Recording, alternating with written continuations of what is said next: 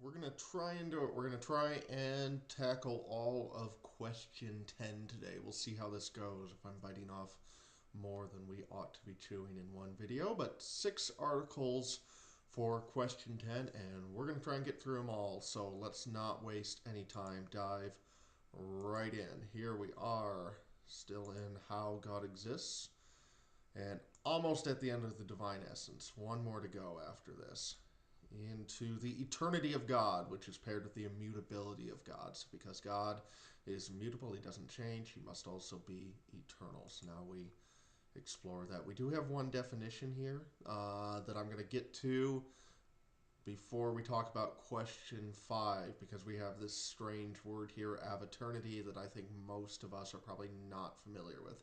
So we'll define that when we get down there. But 6 articles today.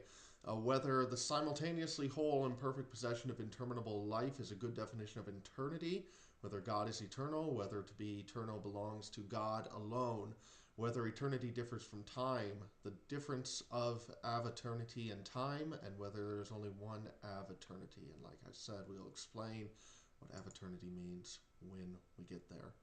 All right, some objections to that definition. Essentially, our objections are going to try and poke holes in every part of that definition. So the word interminable is negative and therefore implies defect, and it's not proper for eternity to be thought of as defective. The word existence should be substituted for life, since eternity deals with it rather than life. I'll correct my misspelling there. The word whole implies parts, but eternity is simple. Days can exist simultaneously, and Scripture speaks of eternity having many days. Therefore, the word simultaneous should be omitted, or days can't exist simultaneously, and that seems to contradict Scripture. Whole and perfect mean the same thing, so using perfect is superfluous. Duration does not imply possession. Eternity is duration, therefore possession should not be used.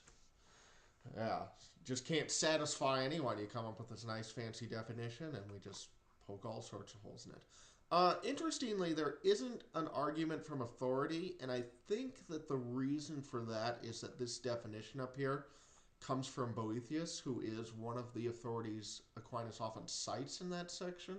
So I think he's essentially, if we were to give an argument from authority, it would just be this quote. So it'd be kind of superfluous. So, argument. Just as we learned about simple things through studying complex things, we learn about eternity by studying time. In other words, we are employing the via negativa. We're trying to understand something that we don't experience by distinguishing it from what we do experience. Okay? So time is a movement of succession. One moment succeeds another. And pay close attention to that, because the identification of time with movement is going to be really crucial throughout this article. Okay? Or excuse me, throughout this whole question, not just this article. Eternity lacks movement, therefore it must be simultaneously whole. Time possesses beginning and end of each moment. In contrast, eternity is interminable. So, sufficient reasons to distinguish it from time. Now, it should be noted he didn't actually defend this definition. He more said that eternity is a thing, and now through the objections, he'll more defend that definition. So it's kind of a unique argument here in the Summa, in that it doesn't necessarily relate to what the title of the article is, but nonetheless important. So negation is necessary when defining simple things, of which eternity is one, because of the limits of our intellect. In other words, we're using the via negativa, so that doesn't imply defect, it simply is how we have to do things. Eternity implies life, not mere existence, such that it extends to operation or action. God's actions exist throughout all eternity, not just his raw existence as a being. Eternity does not have parts, but is called whole because it lacks nothing. Fair enough. The word simultaneous is used metaphorically, since our minds must define eternity by the language of time. In other words, okay, objection 4, you've got a point, but, we have to account for the limits of the human intellect. And perfect is used to distinguish eternity from having a present moment the way time does. Whole is used to distinguish it from having succession. And then possession is used to indicate that eternity has immutability and permanence. So there you have it. We like Boethius's definition, and we're sticking with it. So now that we understand that eternity is different from time and kind of how little of how that works, is God eternal? No, says our objections. Eternity is a created thing, and nothing created can belong to God. God is before and after eternity, therefore he cannot be measured by it. Eternity is a measurement. It is not proper for God to be measured.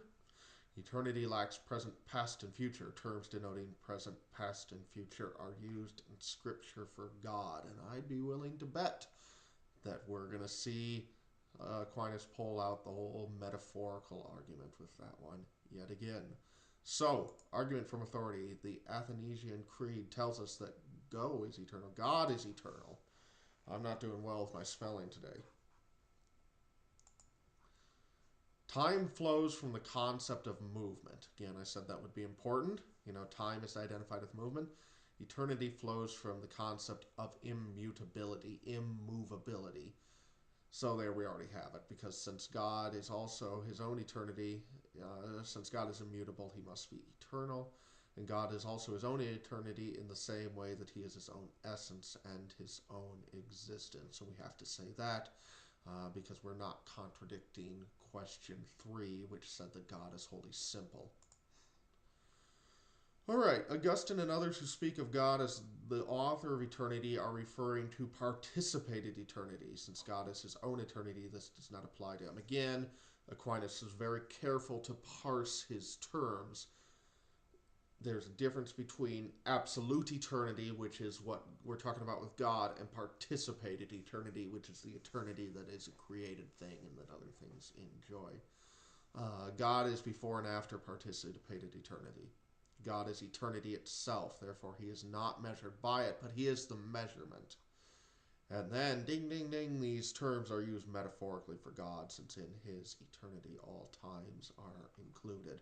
We should be pretty familiar with that argument. By now, whenever we see something, scripture using terms that seem to belie what we're discussing. All right. Article 3, we're moving right along here. Whether to be eternal belongs to God alone. Scripture speaks of eternities, plural. Now, before I back up here, I think it's a safe bet that since we've already drawn a distinction between participated eternity and absolute eternity, that's probably going to come into play here. Scripture speaks of hell as eternal fire. Every necessary thing is eternal. Necessary things such as the principles of demonstration exist, therefore God is not alone eternal. Jerome tells us that God alone has no beginning, and we've seen that before discussing God's absolute infinity. And if you remember that discussion, we drew a distinction, or Aquinas drew a distinction, between absolute infinity and relative infinity. Absolute infinity being that which has no beginning. We're seeing that same sort of type of argument come into play here. And I'm just pointing that stuff out because I think it makes the Summa a lot easier to manage if you understand that we're seeing different arguments applied to slightly different aspects of God from slightly different angles. There is distinctions between eternity and infinity, of course, but if you can grasp the fact that Aquinas isn't reinventing the wheel every time, that he's returning and refining old arguments and reapplying them, it makes it a little bit easier to grasp. I've described the Summa in some of the introductions as kind of being the building of, like the building of a cathedral. And just like in a cathedral, you're going to see repetition and patterns. The same applies to Aquinas' argument. So if we understand that and can identify that, it makes it easier to grasp because we're not necessarily having to start over every single question. So, moving on. Argument. Eternity proper flows from immutability, or eternity, absolute eternity, which belongs to God alone. Just as immutability can be received or participated in as God wills, so can eternity. The word eternity is sometimes used metaphorically in Scripture just to mean a long duration, which is what we're going to see when it comes to hell. The angels and those who have attained the beatific vision share in eternity in a special way through their experience of God. So, God alone does not experience eternity if we're including participated eternity, but if we're talking about absolute eternity, that is unique to God. So it is fair to say that God alone is eternal, because even participated eternity beings that have that or participate in that, they have the potential to stop participating in it if God willed, since we've seen earlier in, I believe, question 7, that if God wanted, if God ceased to will the preservation of any being, they would cease to exist. Therefore, participated being is not, or eternity is not absolute, and God alone is absolutely eternal. All right, this refers to participated eternities when Scripture talks about multiple eternities. Hell is called eternal because it doesn't end, yet eternity proper does not exist in hell because time is successive there. So, in other words, Scripture sometimes uses the word eternal metaphorically just to mean a long time. Necessary things exist in the mind, in other words, these logical things that we're referring to in the principles of demonstration. They are therefore in the divine mind and not separate from God. All right, move on to the back end of this question. Whether eternity differs from time? Well, probably. Let's find out. For two measurements of duration to coexist, one must be a part of the other. In other words, just like we could talk about hours and days, which are two different types of measurement for time, but the one hours is part of the other time, and since eternity is the greater, it would seem that hours are to days as time is to eternity. Aristotle says the now of time stays the same. That makes it identical with eternity and means that eternity and time are not substantially different. And Aristotle also teaches that the measure of the first being is the measure of every being. Eternity is the measure of the first being, and therefore is the measure of every being. All right. I love how, the title of these articles seems so blindingly obvious, and then you read some of these arguments and they actually make a fairly good, the objections make a fairly good case, and then Aquinas untangles us. So, argument from authority. They cannot be the same, since eternity is simultaneously whole. We saw that in Article 1, and time has a before and after. So, they're different. There is an accidental, losing my voice here. There's an accidental difference between the two in that eternity lacks a beginning and an end. The more substantial difference is that eternity measures permanent being by being simultaneously whole, while time measures movement. Again, time is identified by movement, and identified with movement. That makes it distinct from eternity. And our objections answered.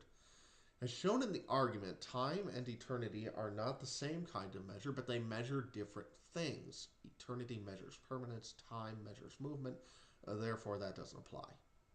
The now of time remains the same in the subject, the present moment, but different in aspect, what's happening in the present moment. And Aquinas illustrates this by talking about movement in general. Now, let me explain this using a football analogy, since it's NFL playoff weekend while I'm recording this. So, the quarterback passes the football down the receiver down the field to the receiver. Now, the subject in that case, the football, remains the same throughout the whole movement, but its aspect, where it is on the playing field and who is holding it and whether it's in the air or being caught, all that is different throughout that movement. And the same is true of time. The now of time, present, is the same, but all the aspects of the present change as we move through time. And then reply to 3, as beings are removed from permanence, they are removed from eternity and measured by time. In other words, and we're going to get more into this in these last 2 articles, but the further we get away from permanence, the more we have to be measured by something else. And so, yes, God is the first being, and we're all, the first being implies a measurement of the same type in other beings. But since we are then removed from being the same type of being he is permanent. We are corruptible. not meaning necessarily in an evil way, though that too, but just changeable, mutable. Um, a different measurement is required, and that becomes time. All right, let's go back up here very briefly to our definition. Avaternity. What is avaternity? All avaternity is a word that implies the type of existence that angelic or spiritual beings experience. So it's just a way, if eternity is the measurement of God's time, time is the of God, time is the measurement of us, avaternity is the measurement of spiritual beings, which, as we see, are kind of neither here nor there when it comes to time or eternity. All right. But is there really a difference between avaternity and time? Augustine says that God moves spiritual beings through time, and that equates time with avaternity. Avaternity has a before and after, so does time. If we say avaternity does not have a before and after, then it would be impossible for avaternal beings to cease to exist, and that's been proven false. That's question 8, where we saw that, if God stopped, or ceased to exist, all participated beings would exist, or if God stopped willing our existence, we would cease to exist. So since it's possible for avaternal beings to cease to exist, they must have a before and after. The duration of avaternal beings is infinite if avaternity was simultaneously whole, in other words, different from time in the way eternity is. They would be infinite beings, and this is impossible, as we've seen. Argument from authority. Well, we actually haven't seen that. I mean, because again, this objection, and I'm getting a bit ahead of myself, but it's missing the distinction that Aquinas has drawn between relative infinity and absolute infinity, but we'll get back to that. Our good old pal Boethius says avaternity and time are different, and that ought to be good enough for you.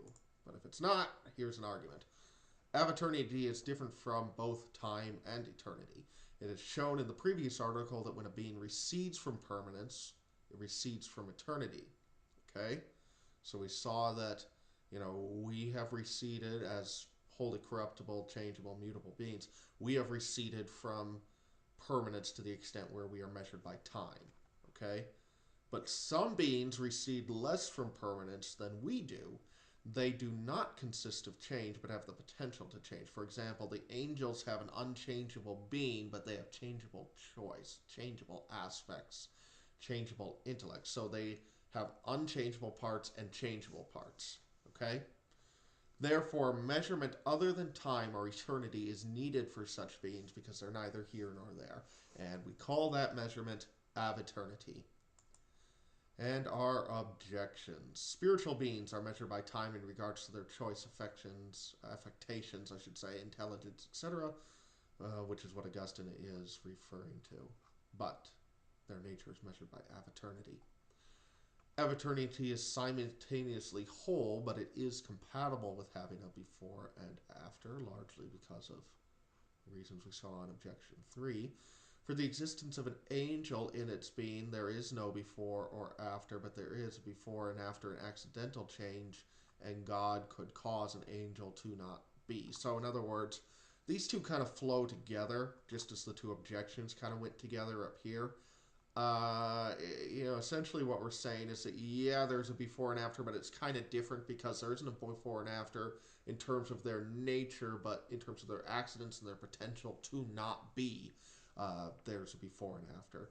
Avaternity is infinite, and creatures in it can be relatively infinite, but not absolutely. And I already kind of discussed that, but go back to questions 7 and 8 if you need a refresher on absolute versus relative infinity. All right. We're going to make it here. Article 6. Is there only one avaternity? And you're probably thinking, who cares? But, again, we're looking for every single detail, no stone left uncovered, and that is the joy of the Summa and of philosophical inquiry in general. Okay, the apocryphal book, and I made sure to note that because Aquinas calls it out as an apocryphal book, and he didn't consider this scripture, and neither do modern Catholics, and that's important to note.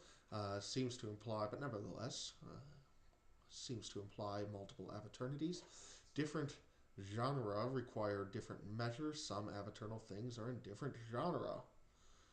One avaternal, and we could say the angels and human souls would be both avaternal in a different genre. One avaternity implies one duration, but different avaternal things have a different duration. Some souls come into existence after others. That would imply multiple eternities, according to that objection. Some avaternal things are not interdependent, or since avaternal things are not interdependent, they do not have one duration. Okay, I mean, I don't claim to fully understand all of the ins and outs of this philosophy here, but since it is kind of a esoteric question, I didn't try as hard as I might otherwise have done so to understand it all, but we'll just roll with it. Time is one, and avaternity is even more simple than time, therefore it is one too. That's going to kind of be a good point, or strong point in the rest of this article, that, okay, if we're going to say time is one, and avaternity is closer on the spectrum to eternity than time, that means it is closer to being wholly simple than time. Therefore, if we can say anything like time is one, any quality like that we can say about time, we can say even more so about avaternity. All right, argument. Time is one, such that it is measured by the first movement, which is wholly simple. And just as time is measured by the first temporal movement, avaternity is measured by the first avaternal thing, which is wholly simple, since it is nearer to eternity. So, in essence, is there only one avaternity? Yeah, because it's closer to being wholly simple than time is, and time is one. Esdras is speaking of avaternity in a different sense. Fair enough. Reply to 2. Avaternal things may be in different genre, but the quality of their avaternity is the same, and therefore it's measured by the same thing. Okay? In this we've seen how there are things that stand behind all different genre, and of which God is, of course, one. But the quality of avaternity is not unique to any one genre, and to the extent that avaternal beings in different genre have avaternity, it is something derived that is above and beyond their genre. Okay.